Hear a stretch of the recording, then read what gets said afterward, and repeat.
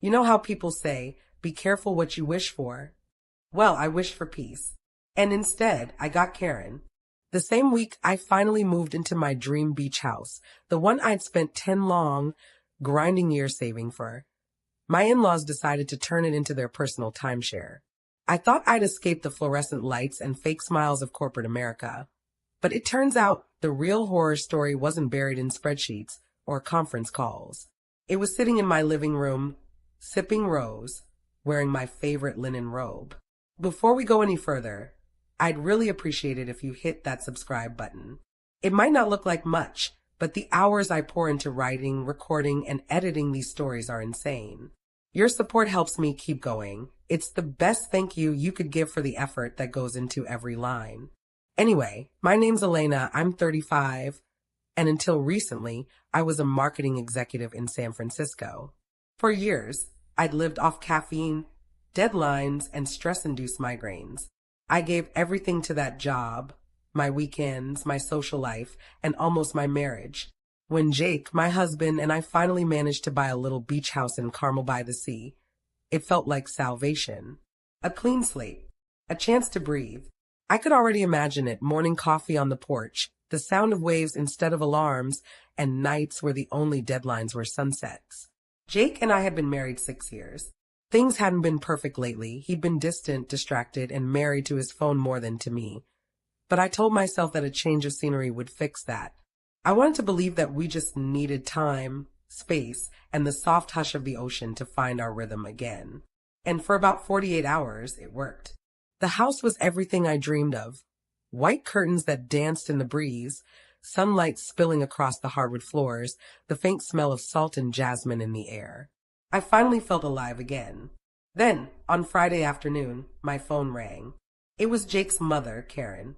"We're in the neighborhood," she said cheerfully. "Thought we'd stop by for the weekend." Just for the weekend. That phrase would soon haunt me. They arrived an hour later. Karen in her pastel sweater set and diamond earrings, and her husband, Bill, trailing behind her with a suitcase that looked suspiciously large for 2 nights. Karen stepped into the living room, took one look around, and said, "Oh, it's cute." She dragged out the word cute, like it tasted sour. Within an hour, she had opinions on everything. "You really should move that couch. Feng shui, she said, already shoving furniture around while Jake smiled awkwardly. By evening, my pantry had been reorganized, and my favorite glassware replaced with the crystal set she brought for a touch of class. By the second morning, I woke up to the sound of her humming in my kitchen. She'd already rearranged my spice rack and left a trail of flour across my countertops. "I made pancakes," she chirped, as if she'd done me a favor. Then, on day 3, I found her wearing my white linen sundress, the one I'd saved for months to buy. "Oh, honey," she laughed when she saw my face. "You weren't using it. And honestly, it fits me better." That was the first moment something in me cracked. I turned to Jake, expecting outrage, or at least a mild defense of his wife. But he just shrugged. "She's just excited," he said. "It's only temporary. Only temporary." By day 5, Karen had taken over the master bedroom, calling the guest room too small. She hung her clothes in my closet and even swapped out my scented candles for her lavender ones. When I tried to protest, she smiled sweetly and said, "We've decided to stay indefinitely. It's so peaceful here. Perfect for our retirement." I stared at her, at this woman who had managed to colonize my life in less than a week, and I realized something chilling. She wasn't joking. That night, Jake sat beside her eating dinner in my chair at my table, as if this were perfectly normal. I watched them laugh together, a strange, tight sound that didn't belong in the house I built. I stepped out onto the deck. The air was cold, the waves dark and endless. Somewhere between the hush of the ocean and the sting of betrayal, I made a decision. At dawn, I packed a small bag, just the essentials: wallet, phone, car keys, and the last shreds of my self-respect. I didn't leave a note. I didn't say goodbye. I walked down the beach until the house disappeared from view, until the morning tide washed over my footprints. Nobody knew where I went. But when I came back, what showed up on that doorstep made sure they'd never forget me again. If you were in my shoes, would you have walked out too? Or would you have stayed and fought? Let me know in the comments. I read every single one. When I left that morning, I didn't have a plan. I didn't even have a destination. All I knew was that if I stayed another minute in that house, watching Karen sip from my coffee mug and call my living room her reading space, I would have exploded. So I walked. Past the dunes, past the quiet cottages with their wind chimes, until the world around me stopped feeling like my prison and started feeling like air again. The ocean stretched endlessly to my left, cold and alive. I remember the sound of it, how it crashed and whispered, like it was both mocking and comforting me at once. I didn't cry. Not then. My anger had burned too hot for tears. It wasn't sadness. It was betrayal mixed with disbelief. How could Jake just let it happen? How could he watch his mother take over everything I'd built and do nothing? By noon, I was in Monterey, sitting in a coffee shop that overlooked the bay. My hair was salty from the sea breeze, my eyes stung from exhaustion, and my phone kept buzzing, Jake calling over and over. I didn't answer. I watched his name flash across the screen, over and over, until eventually the calls turned into texts. Where are you? Are you okay? Mom's worried. Please come home, we can talk. Home. The word made me laugh, bitter and sharp. That place wasn't my home anymore. It was Karen's kingdom. I rented a small room at a roadside in off-highway one that night. It wasn't fancy, but it had a lock, silence, and most importantly, no Karen. I sat on the edge of the bed, staring at the floral wallpaper, and finally let the first tear fall. Then the next. Then all of them. It wasn't just about the invasion. It was about the realization that the person who was supposed to protect me had quietly joined the other side. I spent 2 full days off the grid. No calls, no social media, no texts. I needed to vanish, to make them feel what I had felt. Absence. Maybe, I told myself, Jake would finally understand what he'd done when he couldn't find me. Maybe he'd see how deeply he'd failed me. But on the 3rd day, my anger started to shift. I didn't want him to feel sorry. I wanted him to remember. So I drove north to Half Moon Bay, where an old college friend, Sabrina, owned a small event planning company. Sabrina and I hadn't spoken in years, but when I showed up at her door with red eyes and a shaky laugh, she pulled me inside without asking a single question.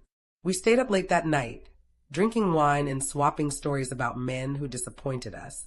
When I told her everything about the beach house, about Karen's indefinite stay, about Jake's silence, she stared at me like I'd described a crime scene. Elena, she said finally, you realize they think you're coming back, right? Of course they do, I said. And you're going to prove them wrong, aren't you? I smiled. You know me too well. That's when the seed was planted, not just to disappear, but to deliver something back. Something unforgettable. For the first time in a week, I slept soundly. The next morning, I turned my phone back on. There were 32 missed calls, 17 texts from Jake, and one from Karen that made my blood run cold. Hi, sweetie. Just wanted to let you know, Bill and I had some ideas for the garden. Thinking of removing those ugly succulents by the porch and maybe putting in some roses instead. So much classier. Hope you're doing well. That was it.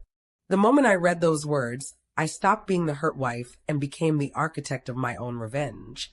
I opened my laptop, logged into our shared property management account, and froze when I saw the most recent charge, a $1,200 purchase from a local antique store, made by Karen.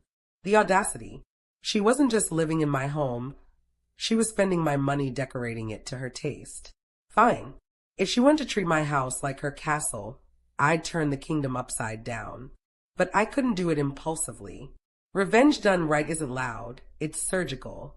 It's slow, deliberate, and impossible to trace. I spent the next few days planning. I reached out to a few contacts from my old job, people who owed me favors.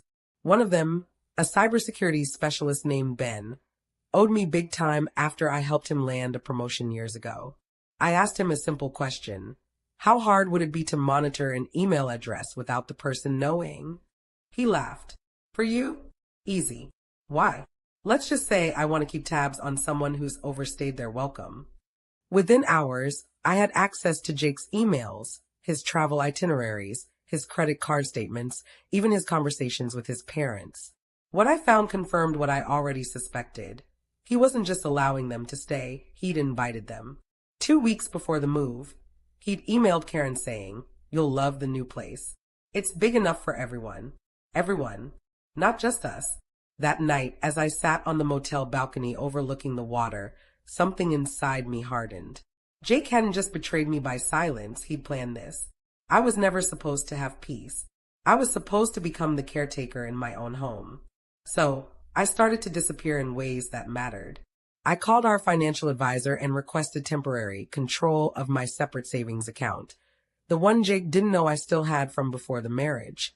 I pulled a few strings and transferred ownership of the house's deed into a holding company under my name only. Jake would never notice. He didn't handle paperwork. While they were sipping wine in my living room, thinking I was gone for good, I was quietly reclaiming everything. By the end of that week, I had a plan. I wasn't going to show up at the door screaming. I wasn't going to argue or beg for my space back. I was going to let them stay just long enough to get comfortable, then pull the rug out from under them in a way that would make sure they never forgot who the house really belonged to.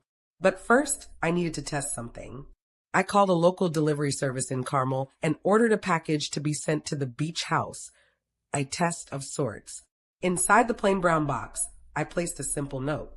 "Enjoy your stay." No explanation. No return address. 2 days later, I got my first piece of confirmation. Jake's email to Karen read, "Did you see that weird note? Do you think it's from her?" Karen replied, "Ignore it. She'll come back when she calms down. She always does. Always does." That's when I realized she thought she'd broken me. That I was weak, predictable, easy to manipulate. That she could wear my clothes, sleep in my bed, and play house while I hid somewhere licking my wounds. She had no idea the storm that was about to roll in. That night, I drafted a new plan. One that would involve more than emails or paperwork. Something visible, memorable, something that would make the entire neighborhood whisper. I reached out to an old acquaintance named Tony, a contractor who specialized in high-end renovations and, when necessary, removals. I'd hired him once before to manage staging for a luxury listing I handled in my marketing days. He owed me a favor, too. "Tony," I said when he answered, "how quickly can you clear a house without damaging the structure?" He paused. "Whose house?" "Mine," I said. "Technically." He chuckled. "Tell me more." By the time we hung up, the wheels were already in motion. I wasn't going to just take my house back. I was going to deliver something they'd never see coming. There's a strange sort of quiet that comes before you pull off revenge. Not the dramatic, cinematic kind where violins swell and lightning cracks overhead. No. It's colder, focused, a silence so steady that it almost feels like clarity. That's how I felt that morning. Sitting in my car 2 blocks away from my beach house, watching through the tinted window as my husband and his parents laughed in the living room that used to belong to me. From the outside, everything looked idyllic. Morning sunlight spilling over the white porch, the ocean glinting in the distance, and my mother-in-law, Karen, waving her hands as she told one of her endless stories. But to me, it wasn't home anymore.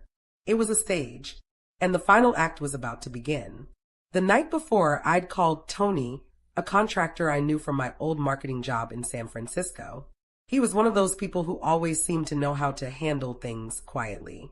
His crew had staged luxury listings for me before.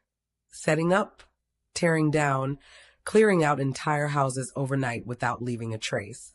When I explained what I wanted, Tony didn't even flinch. "So you want me to clear it out?" "Everything. Everything," I said. "Furniture, decor, even the dishes. Leave nothing but the walls and floors." He paused. "And the people?" I smiled. "They'll clear themselves out once they see what's coming." We met the next morning at a small diner off Ocean Avenue. He slid into the booth across from me, nursing his coffee like it was whiskey. "You sure you want to go through with this?" he asked. "This isn't just payback, Elena. This is nuclear." "I'm sure," I said. "They turned my dream home into a vacation rental they didn't pay for. I just want to make sure they remember whose name is on the deed." He grinned. "All right, you got it. Give me 48 hours. And so, the delivery was born. The first part was simple, a distraction. I placed a fake online order in Jake's name from a local furniture supplier, scheduled to arrive Friday morning. Karen was a stickler for appearances. She'd never resist opening a package labeled Luxury Home Essentials. The second part was the real show. Tony's team, disguised as professional movers, would arrive an hour later with a work order claiming the property's staging furniture needed to be recalled for maintenance. Karen wouldn't question it, especially if they sounded official. Once inside, they'd clear out everything. My linens, my dishes, the clothes Karen had claimed as hers, even the couch she said didn't match the aesthetic. The final piece, the real delivery, would arrive after they were gone. By Thursday night, I was wired but calm. I sat in my motel room overlooking the bay, watching live footage from the tiny motion cameras I'd installed months ago for security.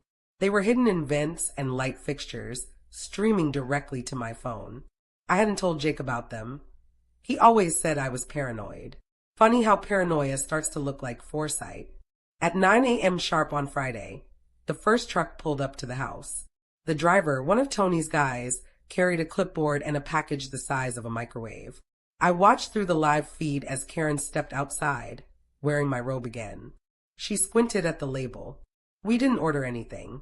Mr. Thompson did, the driver said smoothly, gesturing at the name on the invoice. Jake was gone, running errands in town, and Bill was dozing in a chair inside. Karen frowned, but didn't like looking uncertain. Fine, she said.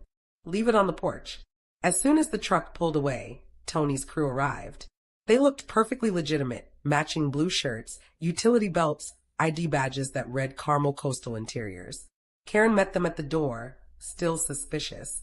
Can I help you? She asked. Yes, ma'am, one of them said politely. We're here for the scheduled staging recall. The designer authorized it. Routine maintenance, just needs a quick pickup. The what? The recall, ma'am. Mr. Thompson approved it through his management portal. Won't take more than a couple hours. She hesitated just long enough for the first mover to start rolling up a rug. Wait, what are you doing? Company policy, ma'am. Everything goes back to inventory for inspection. You'll get it all back next week. They were smooth, too smooth. Within 15 minutes, the house was a flurry of activity. Boxes stacked, furniture wrapped, mirrors taped off. Karen paced around, barking questions no one answered. Bill eventually woke up, confused, muttering something about calling Jake. By the time he finally reached him, it was too late.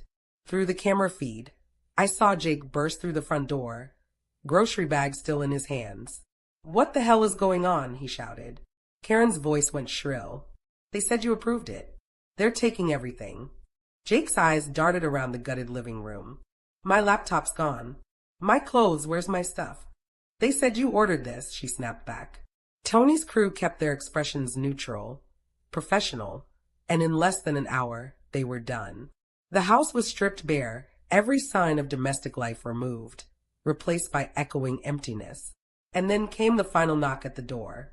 A different delivery truck pulled up, this one unmarked, carrying a massive black crate. The two men who unloaded it didn't say a word. They placed it squarely in front of the door, left a single white envelope taped to the top, and drove away without looking back. Jake stood frozen. What the hell is this? Karen hovered behind him, anxious now. Open it. He tore off the envelope, unfolded the single sheet inside, and read it aloud. For the people who forgot whose house this is. E. Karen gasped. She's back. Jake swallowed hard. She wouldn't, but I did. He pried open the crate with a hammer from the garage. The lid groaned, nails popping, and when it finally fell away, silence. The kind of silence that swallows sound whole.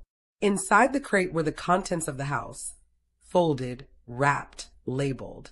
My linens, my framed photos, my books, my robe, the one Karen had claimed. Everything I loved, everything they'd disrespected, neatly packaged like an exhibit.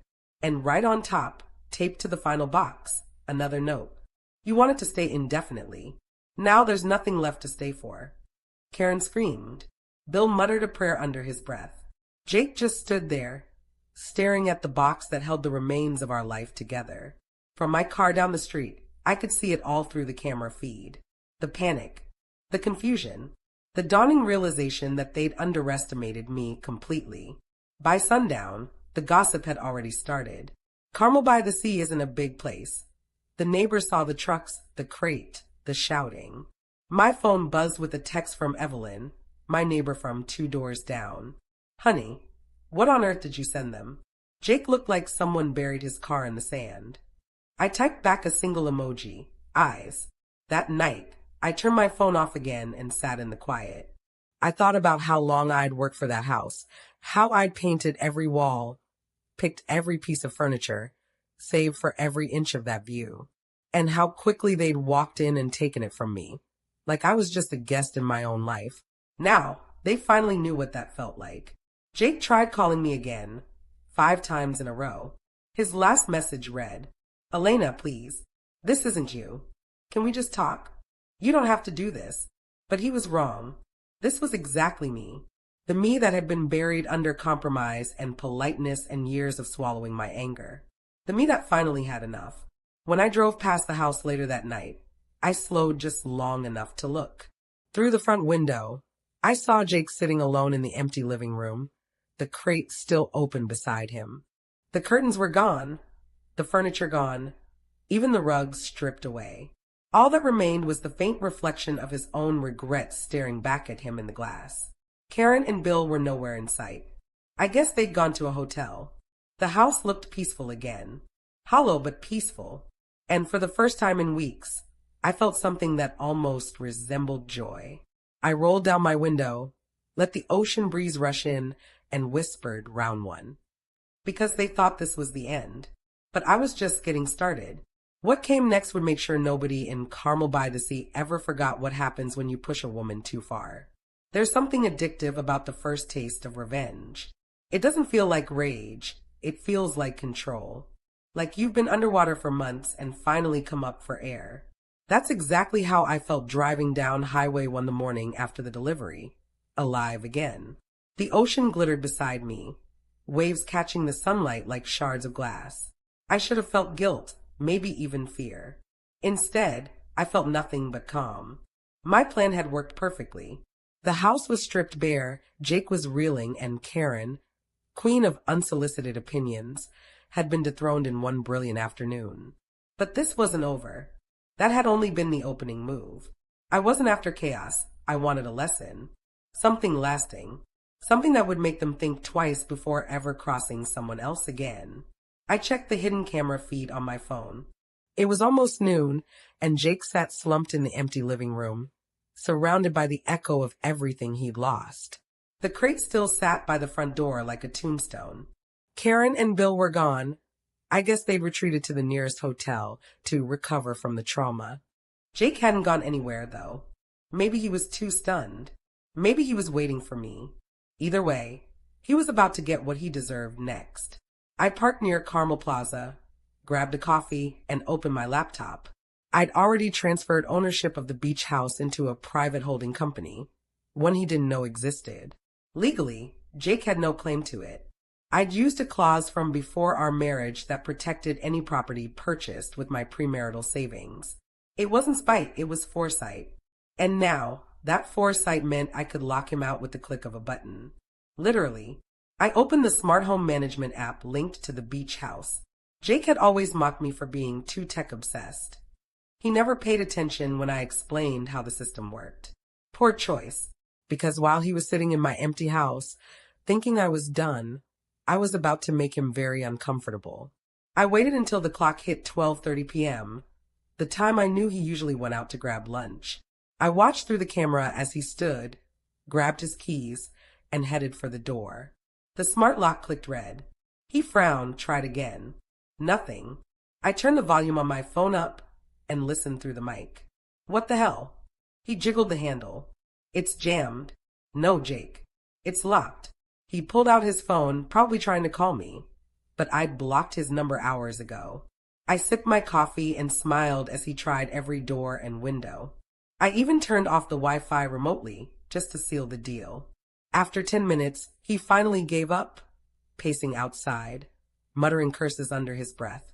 Karen's car pulled up just as he was about to leave. She climbed out, sunglasses on, expression sour. Where were you? Jake snapped. Getting some space, she said stiffly. This is ridiculous, Jake. She's unhinged. She locked me out of the house. Good, she shot back. Maybe now you'll understand what kind of woman you married. If I hadn't been so focused on my plan, I might have laughed. The irony of Karen calling someone unhinged was rich enough to retire on. They stood arguing on the porch for several minutes before Karen finally said, We're not staying here another night.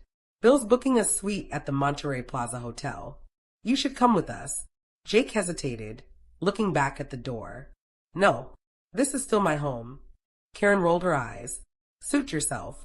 She got back in the car and drove off, leaving him standing there, locked out, alone, and very much defeated. I let him sit with that. By sunset, he finally left. I waited another hour, then drove up to the house myself.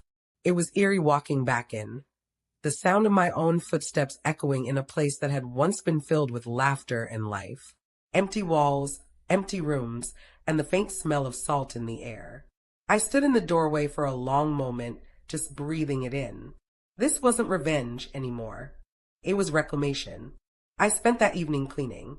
The floors, the windows, even the tiny kitchen where Karen had once bragged about her homemade marinara sauce from a jar, obviously. Every swipe of the cloth felt symbolic, like erasing fingerprints from a crime scene. When I finally sat down on the bare floor with a glass of wine, the silence didn't feel heavy anymore. It felt earned. But there was still one problem, Jake. He wasn't the type to give up easily, and I knew him well enough to know that his next move wouldn't be apology. It would be control. He'd try to guilt me, reason with me, maybe even charm me. And if that didn't work, he'd try to make me look crazy. So, I decided to make the next phase public. The next morning, I logged into my old Reddit account, the one I used to browse our /relationships late at night when I couldn't sleep. I'd never posted before, but I knew exactly how those threads worked.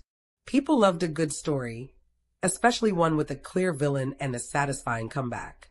I titled my post, My in-laws moved into my dream beach house. My husband let them. So I made sure they'd never feel comfortable there again. I wrote it all out. Every detail. The weekend visit that never ended. The missing clothes. The invasion of my privacy. The indefinite stay. And finally, the revenge delivery. By noon, the post had exploded. Thousands of comments. Hundreds of awards. The top comment read, Opie, you are the hero of r/ petty revenge. I hope you sipped wine while they screamed. Another said, This isn't petty. This is art. I wasn't prepared for how good it would feel to have strangers validate what I'd gone through. To see people understand instead of telling me to be patient or talk it out. And then just as I was basking in that sweet digital vindication, my phone buzzed. It was a message from Jake. Saw your post. Cute. Just remember, you're not the only one who can play games. I stared at the message for a long time before locking my phone. I should have known he wouldn't stay down for long. That evening, Evelyn, my neighbor, dropped by. She stood at the gate, curiosity written all over her face. You're really back, she said softly. He's been driving around all day looking for you. I'm aware, I said. She hesitated, then added, You know the neighbors are talking, right? Some say you scared him out of the house for good. Others think you've lost it. Let them talk, I said, smiling. They'll have plenty more to talk about soon. Because Jake's message wasn't a threat, it was a challenge. And if he wanted to play games, I had a few more moves left on the board. I walked back inside, poured myself another glass of wine, and stood by the window as the last light faded over the ocean. Round one had gone to me, but round two, that was going to hurt. You know how every game changes the moment your opponent realizes they're losing? That's exactly what happened next. The morning after my Reddit post went viral, Jake decided to stop playing the clueless victim and start fighting back. I should have expected it. He'd always hated being embarrassed, and my story had painted him for what he was, a coward hiding behind his mother's skirt. But I didn't expect how far he'd go to rewrite the narrative. When I woke up that morning, the sun was already high over the ocean, and my phone was vibrating nonstop.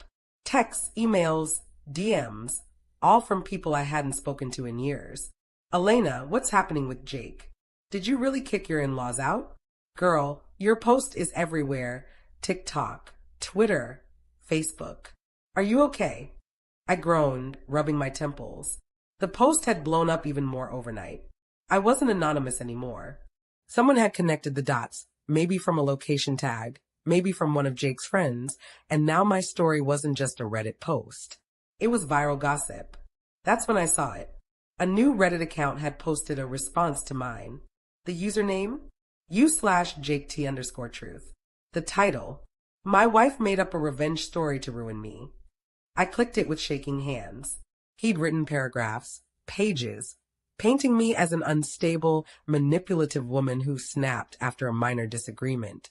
He said I'd locked him out, vandalized our property, and weaponized social media for attention. He even included a picture of the empty house, one I knew he'd taken before the movers arrived. The worst part? Some people believed him. Sounds like there's two sides here. If she really did this, she needs help. Damn, this is messy. I slammed my laptop shut, fury buzzing under my skin. He couldn't handle being exposed, so he was trying to make me look insane. Classic Jake. For a few minutes, I just paced the living room. The house was still half empty, the echo of my footsteps bouncing off bare walls. I felt that old urge to scream, to throw something, to react. But then I stopped. No, he wanted me to react.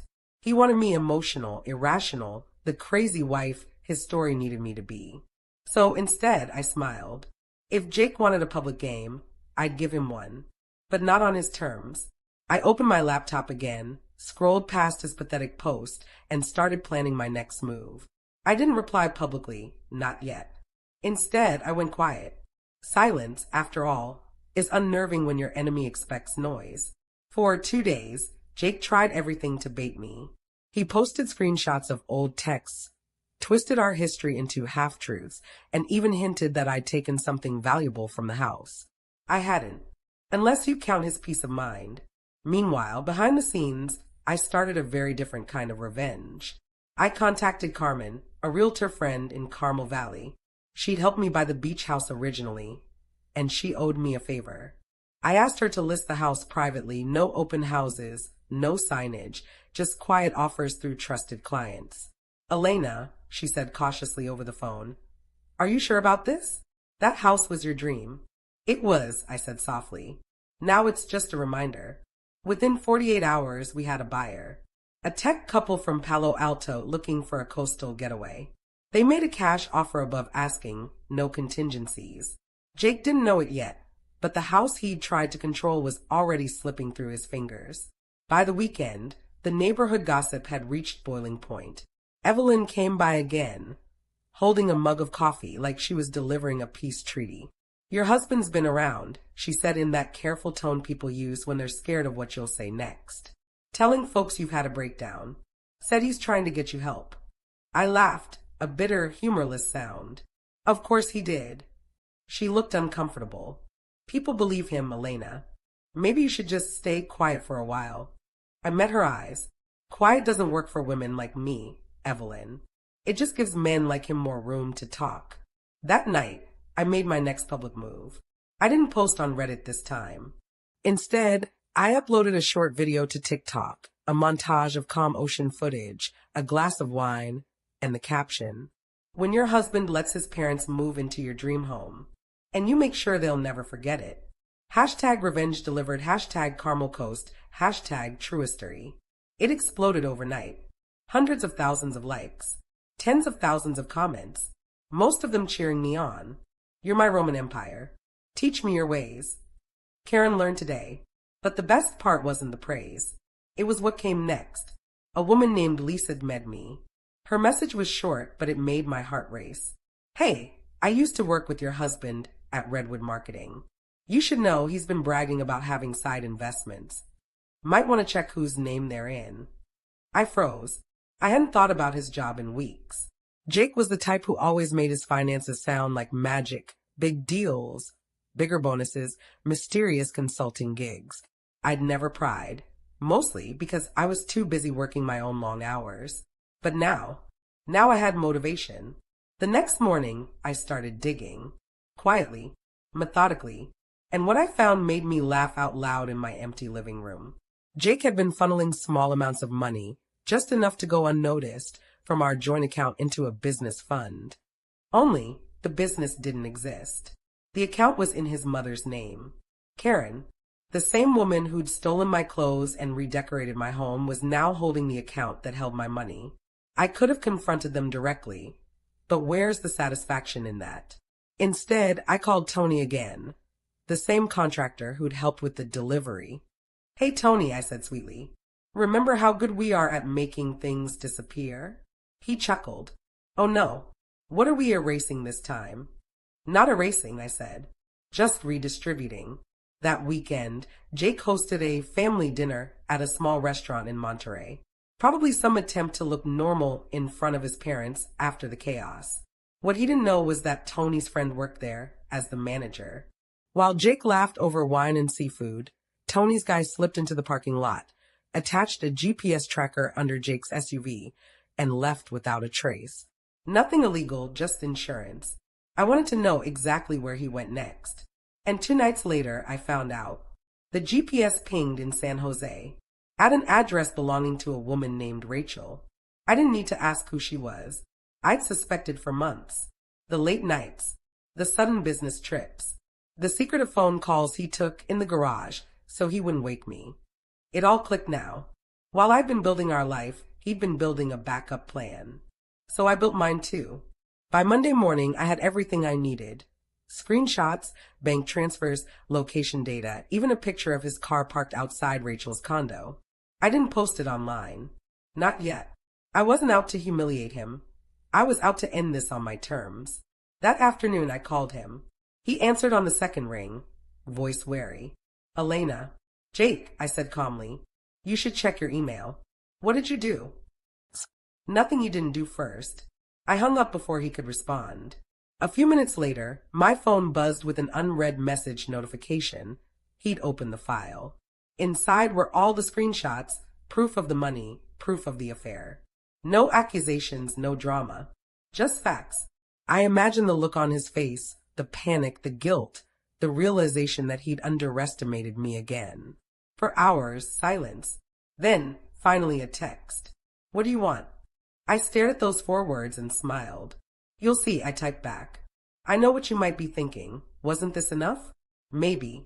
But revenge, once started, doesn't stop when the scales balance. It stops when the other person finally understands why. And Jake still didn't understand. He tried to take everything, my home, my peace, my story. Now, I was about to take back the only thing he valued more than control, his reputation. But before we dive into that next move, if you've been following this story and you want to see how far this goes, take a second to hit follow. These stories take hours to write and plan, and honestly, your support makes every sleepless night worth it. Because trust me, the next part, you won't want to miss it. Some people burn bridges. Jake built one out of gasoline and handed me the match. When I sent him those screenshots, I expected anger, denial, maybe a few empty threats. What I didn't expect was silence. 2 full days without a text, a call, or a knock on my door. For Jake, silence was the loudest scream of all. By the 3rd morning, I stopped checking my phone. I poured coffee, watched the sunrise bleed over the horizon, and let the ocean drown out the last traces of pity I might have had for him. The calm before the next storm. And oh, the storm came fast. At 9:43 a.m., my email pinged. It was from Carmen, my realtor friend. Subject line, "You might want to see this." Attached was a forwarded message from one of her clients, a local business owner who'd been considering buying my beach house. Jake had apparently shown up at the showing, claiming to be the rightful co-owner, and caused a scene when Carmen refused to let him in. He'd told everyone that the sale was fraudulent, that I had stolen the house, that he was the victim of a vindictive ex-wife with mental health issues. There it was again, the same tired script. I was unstable. He was concerned. And now he was trying to drag me through the mud in public. Big mistake. I called Carmen immediately. "Did he sign anything? Threaten anyone?" "Not directly," she said. "But he was loud. He's telling people he'll fight this in court." I smiled. Let him try. Because while Jake was running his mouth, I was tightening the noose. Over the next week, I got methodical, surgical. Every time he moved, I moved faster. I contacted my lawyer, Heather, who specialized in both property and defamation cases. Within hours, she'd sent Jake a cease and desist for spreading false statements and trespassing on property he no longer owned. Legally, the house was mine, and now, soon to be someone else's. Emotionally, though, I'd already detached. I wasn't fighting for walls and floors anymore. I was fighting for reputation, mine and the truth's. Heather didn't stop there. She filed paperwork freezing our joint accounts until the financial discrepancies, those side investments under Karen's name, could be investigated. That meant no withdrawals, no transfers, no hiding. Jake didn't just lose the house. He lost his safety net. And because I'm not above poetic justice, I sent one last envelope to his workplace. No words inside, just copies of those same bank transfers and a simple note. You might want to ask your marketing director why company funds ended up in his mother's account. The fallout was delicious. By Thursday, the first cracks in Jake's professional life appeared online. A small industry blog mentioned financial irregularities at Redwood Marketing. 2 days later, his LinkedIn quietly changed, no longer listing him as senior director. By the following week, I got a message from Lisa, the woman who tipped me off before. He's been put on leave. People are whispering about an internal audit. The satisfaction that bloomed in my chest was pure, unfiltered relief. It wasn't revenge for revenge's sake anymore. It was justice with perfect aim. But even as I celebrated, I knew Jake wouldn't take this lying down. His pride wouldn't allow it. Sure enough, that weekend, he finally resurfaced. It started with a phone call from Evelyn. She sounded breathless. "Elena, he's outside." I stood up from my desk. "Outside where?" "Your house. He's parked on the street, just sitting there. I think he's been drinking." I peeked through my window, and there he was, his SUV idling at the curb, headlights slicing through the fog. He looked rough, beard grown in, dark circles under his eyes, hands gripping the steering wheel like it was the only thing keeping him from falling apart. For a moment, I felt something dangerously close to sympathy. Then I remembered the months of gaslighting, the humiliation, the way he'd let his mother invade my home while he stood silent. The sympathy evaporated. I didn't go outside. I didn't text. I didn't even move. Instead, I called Heather and told her to document the incident. If he wanted to violate boundaries, I'd make sure there was a record. After about 20 minutes, he finally drove away, tires kicking up gravel as he disappeared down Ocean Avenue. I exhaled slowly and sat back down. Round 2 was officially mine. That night, though, something unexpected happened. I got an email, not from Jake, not from his lawyer, but from Rachel. Yes, that Rachel. The woman from San Jose. Elena. I didn't know he was married until last week. I saw everything online. He told me you were separated. I'm so sorry. I left him. I just thought you should know. R. I sat there reading her message over and over, unsure how to feel. It wasn't her fault. She was just another casualty of Jake's charm. Another person fooled by the mask he wore so well. I typed back a single line. "Don't be sorry. Be free." And I meant it. The next day, I uploaded another short video. Same format, ocean waves, sunset, wine glass. This time, the caption read, "They say karma takes time. Sometimes karma just needs Wi-Fi." It went viral again. Millions of views this time. Jake's name wasn't mentioned, but everyone knew. And the internet has a way of connecting dots faster than karma ever could. A week later, Reddit was full of new threads. Update. Remember the woman with the beach house? Her husband got fired. Local business scandal linked to cheating exec. Same guy? This is better than TV. Every click, every comment, every cheer felt like a small victory for every woman who'd ever been called crazy for setting boundaries. But here's the thing about revenge. It's never really the end. It's just the part where you start breathing again. And for the first time in months, I did. By the end of that month, the house sale closed. The new owners sent me a thank you note and a photo of their kids playing in the sand. I printed it and pinned it to my fridge in the small rental I'd moved into downtown. Jake? He moved back in with his parents. Inland, far from the ocean, far from me. Sometimes, I imagine him scrolling through those viral videos, watching strangers laugh at his downfall, realizing that the woman he dismissed as emotional outsmarted him at every turn. That's not madness. That's strategy. And before I closed the chapter, literally, I made one last post under my Reddit username. Update, the house is sold. The in-laws moved inland. My husband lost his job and his mistress. I got my peace. Thanks, Reddit. Revenge delivered. Life reclaimed. The comments poured in, thousands of them. Queen behavior. She didn't just serve revenge. She catered it. Some stories really do have justice. I smiled reading them, sipping my coffee as the waves rolled beyond my window. But as I scrolled, one comment stood out to me. If you were in her shoes, would you have done the same? Or would you have forgiven him? And for the first time, I didn't know how to answer. Because forgiveness is easy when the wound stops bleeding. Mine hadn't. Before I wrap this chapter, let me ask you honestly. If someone humiliated you, gaslit you, let their family destroy your peace, and then tried to ruin your name, would you walk away quietly? Or would you burn it all down like I did? Let me know in the comments.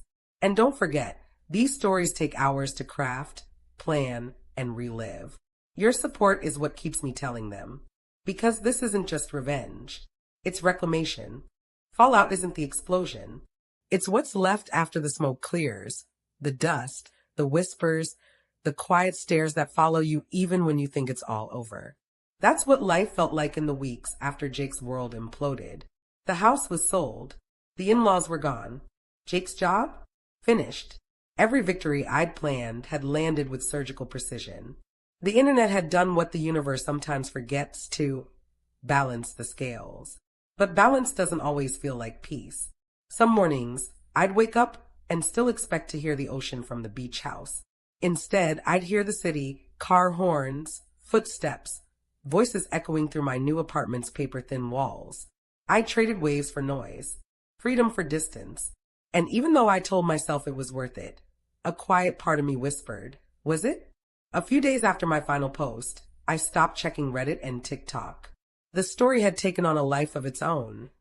Thousands of people debating whether I was a hero or a monster. Some were calling it the Carmel Beach House Revenge. Others were dissecting it like a true crime case. She's brilliant but ruthless. She should have just left. Jake deserved it. They both need therapy. It was surreal reading strangers argue about my life like I was a character in a Netflix drama. Even my coworkers at the small design firm I'd started freelancing for were whispering. One of them, a 20-something named Kara, finally cornered me at lunch. Be honest, she said, lowering her voice. Are you the beach house woman? I froze, halfway through my salad. She grinned. It's you, isn't it? I knew it. That handwriting in the photo caption matched your vision board quotes. I couldn't help but laugh. You're very observant. Her grin widened. Girl, you're a legend. Legend. The word made me smile, but it also stung a little. Legends are stories. I was real. That weekend, I drove south along Highway 1, not toward Carmel, but past it. I just wanted air. The cliffs were sharp and golden, the Pacific crashing against the rocks below. I stopped at a lookout near Big Sur, leaned on the railing, and let the wind slap my face awake. For the first time since all of it began, I let myself feel everything. The grief, the anger, the exhaustion, the strange, hollow relief. People think revenge feels like triumph. Sometimes it does in the moment, but afterward, it's like standing in a house you rebuilt from ashes, realizing the warmth you feel is from the fire still smoldering beneath your feet. My phone buzzed in my pocket. I almost didn't check it until I saw the name. Jake. He hadn't texted in weeks. The message was short. I know you think you won, but this isn't over. I stared at the screen, the sound of waves crashing below me. Then came another. You ruined my career. You ruined my parents' lives. You'll regret this.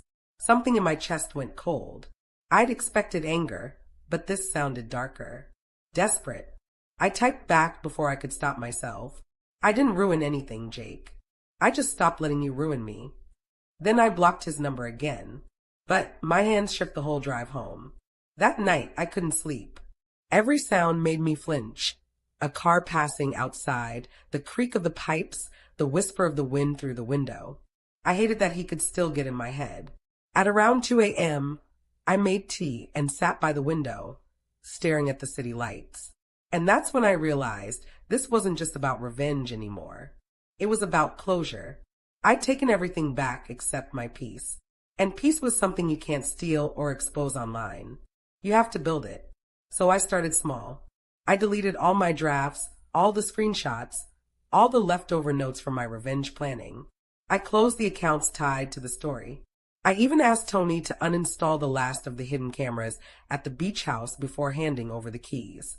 It felt strange, like cutting the final string that tied me to the chaos. But the universe, as usual, had one more surprise waiting. A week later, I got a call from Heather, my lawyer. Her voice was calm, but I could tell something was up. Jake's lawyer reached out, she said. I sat up straighter. What now? He's threatening to file for defamation. Claims you publicly humiliated him and caused emotional distress. I laughed out loud. He humiliated himself. I know, she said. And don't worry. Legally, he has no case. But you need to stay quiet now. No more posts. No more videos. It felt like being told not to touch a wound that still itched. Fine, I said. I'm done anyway. Good. Because from what I can tell, his lawyer's just fishing for a reaction. Don't give him one. I thanked her and hung up, then stared at my reflection in the window. She was right. Jake wasn't trying to win in court. He was trying to win psychologically, to keep me engaged, to make me dance to his tune again. Not this time. Days passed quietly. Too quietly. I worked. I walked the pier. I even started sketching again, something I hadn't done since college. But on Friday morning, I got another unexpected message, this time from Rachel. Elena, just so you know, Jake's been telling people you hacked his accounts and stole his money. I think he's spiraling. I wanted to warn you. I exhaled slowly. I should have felt angry, but instead, I felt tired. Thanks for the heads up, I texted back. No problem, she replied. He's not the same person anymore. I think he's scared of you. That made me pause. Scared? I hadn't thought of it that way before. But maybe she was right. Maybe that's what revenge really is, not about pain, but power. Not fear of harm, but fear of consequence. Jake had spent years believing I'd always forgive, always fold. And now he was realizing that version of me was gone for good. That night, I sat on my balcony with a blanket and a notebook. For the first time, I didn't write plans or strategies. I wrote feelings, regret, anger, freedom, pride, sadness. It all poured out like a confession to the universe. And as I wrote, I thought about how easy it is to lose yourself in the act of getting even, to mistake control for healing, to forget that revenge is supposed to end. By the time I closed the notebook, the city had gone still. Somewhere below, a stray cat darted across the street. The air smelled like rain. I whispered to no one, "It's over." And for the first time, I almost believed it. But just before I went inside, my phone buzzed again. A message request on Instagram. The profile was private. The message read, "You think it's over, but I'm just getting started." No name, no picture, just those words. I stared at the screen, my pulse thudding in my ears. Was it Jake? Someone else? A troll? I didn't know. But the universe clearly wasn't done with me yet. If you were in my shoes, what would you do now? Would you go to the police, ignore it, or finally confront him face to face? Let me know in the comments. I really want to hear your thoughts. And if you've been following this journey so far, thank you. Seriously, these chapters take hours to relive and write, and your support makes it worth it. Because next, the game changes again. Fear has a sound. It's not a scream or a crash. It's the quiet click of your phone lighting up in the middle of the night with a message you can't unsee. That anonymous text, "You think it's over, but I'm just getting started," looped in my head for days. I told myself it was just a troll, a stranger who'd pieced together the story from Reddit. But deep down, I knew better. The tone was too personal, the phrasing too deliberate. It sounded like Jake. The next morning, I did something I'd never done before. I went to the Monterey Police Department. I showed the officer the message, explained everything briefly. He listened, took notes, and asked, "Do you feel unsafe right now?" I hesitated. "I don't know." He nodded slowly. "Keep a record of everything. If he contacts you again, report it immediately. And don't engage." That word, engage, echoed in my head on the drive home. For months, I'd built my entire comeback on engagement. Every post, every move, every reveal was a chess piece. But now the board was different. This wasn't a game anymore. For 2 weeks, nothing happened. I started to think maybe it really was over. I went back to work, took a few design clients, even met up with Evelyn for lunch by the pier. She told me the local gossip had died down. People had moved on to some new scandal about a city council member. I laughed, relieved. But that night, when I got home, I noticed something odd. My mailbox was open. Not just open, emptied. The wind off the ocean made the metal creak. The little red flag bent back like a broken finger. I looked around the street. Quiet, empty, normal. Maybe it was kids. Maybe it was the mailman.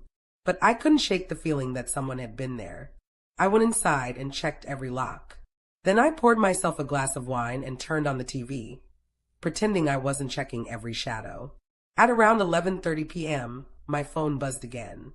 A photo. It was my old beach house, taken from the street. The lights on, curtains drawn. Caption: "Home looks better with you gone." My chest tightened. I blocked the number instantly, then forwarded the message to Heather and the police. I didn't sleep that night. The next morning, I drove straight to Carmel. I hadn't been back since the sale. The new owners, a sweet couple named Erica and Daniel, had sent me a thank you card weeks ago. I'd never met them in person. When I pulled up, the house looked different already. New shutters, a hanging swing on the porch, potted succulents by the steps. It looked alive again. Daniel answered the door, friendly but cautious. "Hi, I'm Elena, the previous owner. Sorry to drop by unannounced, but have you noticed anything strange lately? People hanging around, taking pictures maybe?" He frowned. "Actually, yeah. A guy was parked down the street a few nights ago. My wife thought it was weird, but he left when I came outside." "Did you see his face?" "No, but it was a dark gray SUV. Jake's car." I thanked him, left my number, and promised to keep them updated. Driving away, I could feel the fury bubbling back up, not the cold, calculating kind. This was primal. He wasn't just trying to scare me now. He was dragging innocent people into it. That's when I realized what I had to do. I wasn't going to hide. I was going to end it. First, I needed information. Jake had gone to ground, no social media, no calls, nothing traceable. But he wasn't as invisible as he thought. I still had the tracker Tony's guy had planted under his SUV weeks ago. I logged into the app that monitored it. The last ping was 2 nights ago. Salinas, a warehouse district just off John Street. I called Tony. "Hey, I need your help again." There was a pause on the other end. "Elena, you sound like someone about to make me regret answering." "Not this time," I said. "I just need you to come with me." He sighed. "You're lucky I like drama." We drove out that evening, the fog rolling low over the highway. The warehouse lot was mostly empty, rows of corrugated metal buildings lit by flickering streetlights. Jake's SUV was there, parked near a side door. I felt my pulse quicken. "That's him." Tony squinted. "You sure you want to do this?" "I just need to see." I got out of the car, pulling my jacket tight, the air damp and cold. The closer I got, the louder my heart pounded. I peeked through the dusty window of the warehouse. Inside were piles of furniture, my old furniture. The same pieces Tony's team had hauled out of the beach house during the delivery. But they weren't boxed anymore. They were displayed, arranged like a mock living room. My couch, my books, my art on the walls, even my robe draped over a chair. Jake had recreated our old home inside a warehouse. I stumbled back, goosebumps crawling up my arms. He's lost it. Tony looked inside and swore softly. That's unsettling. We left before Jake came back. My stomach twisted into knots. That night, I couldn't stop thinking about it. the effort it must have taken, the obsession. He didn't want revenge anymore. He wanted me back, in the only way his broken ego understood. Control. The next day, I met with Heather again. She listened without interrupting, then leaned forward. Elena, this isn't about defamation anymore. This is harassment. Stalking. You need a restraining order. She filed the paperwork immediately. By Monday, it was official. Jake couldn't contact me, come near me, or approach the new owners of the house. It should have felt like relief. Instead, it felt like a countdown. Because people like Jake don't follow rules. They test them. Sure enough, on Tuesday night, a flower delivery arrived at my apartment.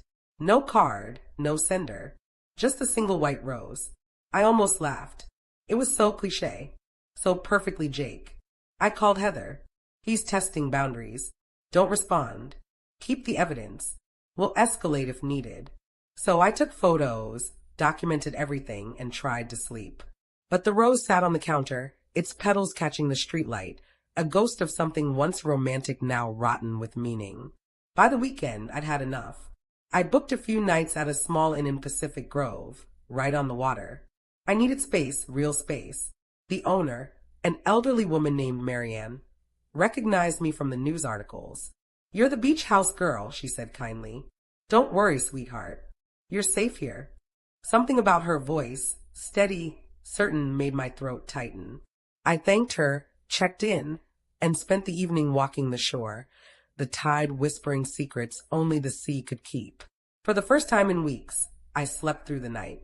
When I woke up, the sun was already rising, gold and soft. I made coffee, stepped outside, and breathed in salt air. For a fleeting second, it felt like freedom again. Then I noticed it. Tire tracks in the sand near the inn's lot. Fresh, leading straight to where my car was parked. A folded note under my windshield wiper. I didn't have to open it to know who it was from. Jake had escalated. And this time, the ending wouldn't be written online. This time, it would be face to face. There's a moment before confrontation, a heartbeat of silence, where you realize there's no going back. Standing in that parking lot in Pacific Grove, staring at the tire tracks and that folded note under my windshield, I felt it. The note was damp with ocean mist, ink bleeding slightly. It read, "You took my life. Let's talk about how to fix it." No threats this time. Just an invitation or a trap. I didn't call Heather. I didn't call the police. I just stood there, watching the horizon turn silver with dawn, my hands shaking so hard I could barely hold the paper. Then I took a deep breath and whispered to myself, "It ends today." I knew where to find him. The tracker on his SUV still worked, and the signal blinked steady, same warehouse in Salinas. By the time I got there, clouds were rolling in from the bay, heavy with the promise of rain. The building loomed ahead like a ghost, cold, silent, and waiting. I parked a block away, pocketed my phone, and walked the rest of the distance. My boots crunched on gravel, my breath fogging the air. When I reached the door, I hesitated just a second, then pushed it open. It wasn't locked. Inside, the air was thick with dust and salt. That surreal living room setup still sat there. My furniture, my photos, my life frozen in the strangest diorama of domestic delusion. And sitting on my old couch, hands clasped, was Jake. He looked terrible, gaunt, unshaven, eyes rimmed red. The smug confidence he'd once worn like armor was gone. When he saw me, he exhaled a shuddering breath. "You came." I didn't answer. I stayed near the door, my hand still on the knob. He stood slowly. "You didn't have to make me the villain, Elena." I let out a bitter laugh. "You made yourself the villain, Jake." I just held up the mirror. His jaw tightened. "I lost everything." "You mean the job you got through nepotism? The house you didn't pay for? Or the woman you pretended to love while cheating on her?" He flinched. "You don't understand. I was under pressure." "Pressure doesn't make you a liar," I snapped. "It just shows what kind of liar you already were." He took a step closer and I stepped back. "Don't," I warned. He froze, frustration flashing in his eyes. "I didn't want to scare you. I just wanted you to see what you did." "What I did?" He gestured around the warehouse, his voice rising. "This was our life, Elena, and you threw it away like trash. You humiliated me in front of everyone. You ruined my family. Your family ruined me, I shot back. They invaded my home, wore my clothes, claimed my space. You stood there and let it happen. I begged you to stand up for me, Jake. You chose silence, and now you're surprised I found my voice. For a long moment, neither of us spoke. The wind whistled through the cracks in the metal walls. Then his tone shifted, softer, almost pleading. We can start over. I stared at him. You're kidding. I've been going to therapy, he said quickly. I've been sober. I know I messed up, but I can fix this. We can fix us. I shook my head slowly. Pity and disbelief tangled in my chest. There's no us, Jake. Not anymore. The man I married died the day he decided his comfort mattered more than my dignity. He swallowed hard. You really hate me that much? No, I said quietly. I just don't love you anymore. For a second, I thought it was over. That maybe he'd finally hear me. But then something flickered behind his eyes, something darker. He stepped closer again, voice low. You think this restraining order scares me?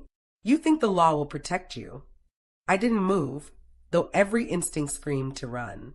If you cross that line again, it will, I said. You'll end up in jail. He smiled, small, twisted. You always did like to play the martyr. And before I could react, he grabbed my wrist. Not hard, not yet, but enough to make my pulse spike. Let go, I said. He didn't. Jake, I repeated, my voice steady. Let go. That's when Tony's voice boomed from behind us. Hands off her, man. Jake spun around. Tony stood in the doorway. Phone raised. Camera recording. I told you this guy would pull something, Tony said. Smile for the cops, Jake. Jake released my wrist instantly, stepping back. You brought backup? I lifted my chin. No. Backup brought himself. Tony gave me a look that said you're welcome. Jake's expression cracked. Fury. Panic. Defeat flickering all at once. Then he lunged, not at me but at the phone. Tony sidestepped, quick as ever. That's another charge, genius. I backed toward the door, heart hammering. We're done here, Jake. He froze mid-step, breathing hard. You think you've won? I don't need to win, I said. I just need you to stop. For a moment, the rage drained out of him. He looked smaller, somehow deflated. Then he muttered, You'll regret this, and stormed out through the side exit, slamming the metal door so hard it echoed through the building like thunder. When the sound finally faded, I realized my knees were shaking. Tony lowered his phone, his usual smirk replaced with something like concern. You okay? I nodded weakly. Yeah, just tired. He slipped his phone into his pocket. I called the cops on the way. They'll pick him up before he gets far. Sure enough, 20 minutes later, flashing lights painted the gray sky red and blue. The officers took our statements, reviewed the footage, and told me Jake would be booked for violating the restraining order and attempted assault. One of them, a tall woman with kind eyes, looked at me and said softly, You did the right thing. And for the first time, I believed her. The next few days blurred together. Heather called to confirm Jake was being held pending a hearing. His lawyer tried to reach out for settlement discussions, but I told her there was nothing left to discuss. Evelyn came over with takeout and champagne. To freedom, she said, raising her glass. I smiled. To finally being done. But even as we laughed, I felt the weight of it all sinking in. Years of manipulation, guilt, fear. It didn't vanish with one arrest. It lingered, like smoke after a fire. Later that night, when I was alone again, I took out the notebook where I'd written everything, from the first visit of Jake's parents to the moment I walked out of that house. I flipped to the last page and wrote 3 words. It's truly over. Then I closed the book and put it in a drawer. The next morning, I went back to the beach for the first time in months. The waves were calm, the sky as soft lavender. I stood barefoot at the edge of the surf, feeling the cold water lick my toes. The tide was coming in, steady, unstoppable. So was I. Peace doesn't arrive with a trumpet. It sneaks in quietly, like the ocean at low tide. Soft, steady, reclaiming what's always been its own. A month after Jake's arrest, the world felt strangely still. The court issued a long-term restraining order. He pled guilty to the harassment charges, accepted a plea deal, and moved out of state to live with some relative in Arizona. No dramatic final showdown. No apology letter. Just silence. And honestly, that silence was the sweetest sound I'd ever heard. I moved again, this time to Santa Barbara. Far enough to start over, close enough to the ocean that I could still wake up to the sound of waves. My new apartment was small but full of light. White walls, plants everywhere, soft linen curtains that danced in the breeze, like the ones I once loved in my beach house. Except now, every detail was mine, chosen, not invaded. For the first time in years, I felt safe. The internet eventually moved on. New stories replaced mine. Occasionally, I'd still get a random message from someone who'd found the videos or Reddit thread. You're an inspiration. You helped me leave my toxic marriage. Your story gave me courage. At first, I didn't know how to respond. I wasn't trying to inspire anyone.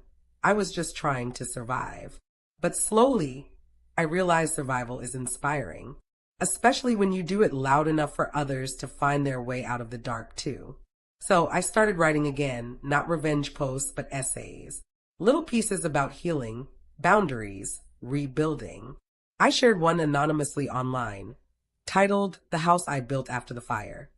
It got thousands of comments, not for the drama, but for the honesty. That was the moment I understood the difference between revenge and reclamation. Revenge is loud. Reclamation is quiet. Revenge is fire. Reclamation is rebuilding after the smoke. And I was done burning. One weekend, I decided to visit Carmel again, not to haunt the past, but to finally make peace with it. The drive down Highway 1 was familiar, yet different. The cliffs, the mist, the endless blue, all the same. But the person behind the wheel, completely new. When I reached the beach house, I parked across the street and just sat there for a while. The new owners had painted the shutters sea green. Kids' toys were scattered in the yard. Laughter floated through the air. It was alive again. A family home, not a battleground. I smiled, whispered, "You're safe now," and drove away. That night, back in Santa Barbara, I sat on my balcony with a glass of wine, watching the sunset paint the ocean gold. My mind drifted to the girl I used to be, the one who stayed quiet when her boundaries were crossed, who mistook politeness for peace. She wasn't weak. She was just tired. Tired of fighting battles she didn't even realize were wars. Now I knew better. I'd learned that boundaries aren't walls. They're doors with locks, and you get to decide who holds the key. I'd learned that silence can be healing, but it should never be submission. And I'd learned that walking away isn't weakness. Sometimes it's the loudest declaration of power there is. A week later, I got a message from Rachel, the woman Jake had cheated with. "Hi, Elena. I know it's been months, but I just wanted to say thank you. I saw what he did to you and realized what he could have done to me. I'm in therapy now, working on why I ignored the red flags. You saved me from years of the same cycle. I hope you're happy. You deserve peace." I read it twice, then smiled. "You do too," I whispered. Forgiveness isn't about excusing someone else. It's about freeing yourself from the weight of their memory. And in that moment, I realized I'd forgiven her, and in a strange way, even Jake. Not because he deserved it, but because I did. That evening, I lit a candle by the window, the same scent I used to love at the beach house, sandalwood and sea salt. As the flame flickered, I opened my old notebook, the one I'd closed the night after Jake's arrest. On the last page, under "It's truly over," I added one final line. "And I'm finally free." I left the notebook open this time, letting the ocean breeze turn the pages. Outside, the waves kept rolling, steady, endless, unbothered by everything that had happened on the shore. And for the first time since it all began, I wasn't angry. I wasn't scared. I was just here. To everyone who's followed this story, from the first curtain blown by the beach wind to the last word written tonight, thank you. These chapters take hours to write, to relive, to bleed back onto the page. But your comments, your empathy, your stories, they've made it worth every second. If you've ever had someone try to take your peace, your voice, your home, let this be your reminder. You can always take it back. Not through fire, but through rebuilding. Not through noise, but through stillness. Because revenge delivered is only half the story. The other half is life reclaimed. Before I go, I'm curious. If you were me, would you forgive Jake? Would you ever trust again after everything? Let me know in the comments below. And thank you truly for walking this road with me.